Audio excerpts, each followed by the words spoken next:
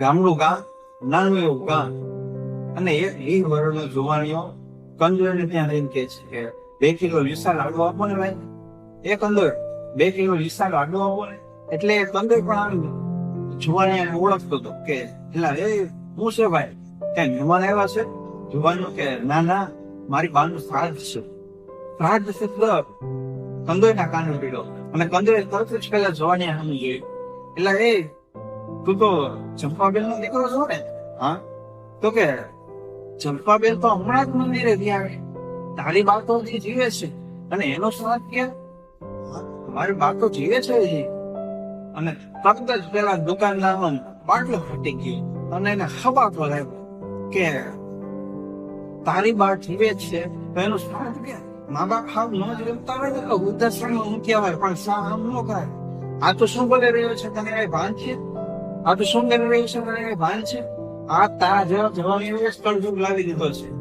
એટલે પેલા જવાનીએ હસતા મુખે જવાબ આપ્યો કે ભાઈ તમારે કઈ ભૂલ થઈ છે. હું મારા મા બાપ હું એકનો એક દીકરો છું અને હું મારા મા બાપને ખરેખર બહુ પ્રેમ કરું છું.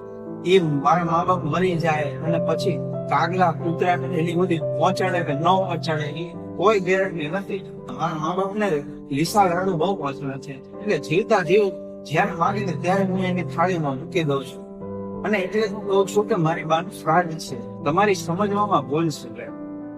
હું નાનો માણસ છું, 10,000 રૂપિયાની નોકરી કરું છું. સવારના પોરમાં અગરબત્તી કરવાનો સમય મને નથી મળતો, પણ મારા મા બાપ જયારે એમના ઓરડામાં સુઈ જાય પછી કચવાળા અગરબત્તી કરવાનું હું ક્યારેય નથી ભૂલતો. અને આ ભાઈ કંદોય ભગવાનના મૂર્તિ પર રહેલી ધૂપ સાફ કરી અને દીવાબત્તી કરવાનો સમય મને નથી મળતો અને મને એની ટેવ નથી.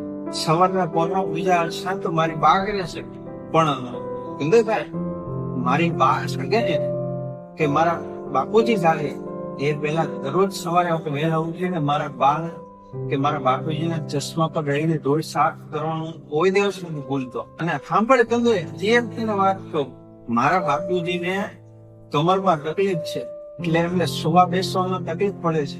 જલ્દીથી આમ ઉભા નથી થઈ શકતા.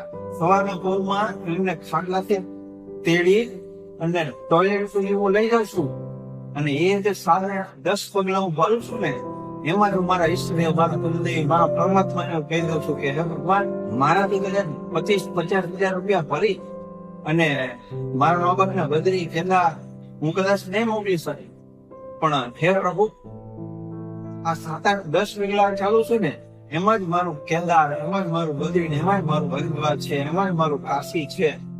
એટલે ભાઈ કંદોય કહું છું કે આજ મારી બાનું શ્રાદ્ધ છે. મારી બાને જયારે લીસા લાડુ ખાવાનું મન થાય ત્યારે હું જીવતા જઈને થાળીમાં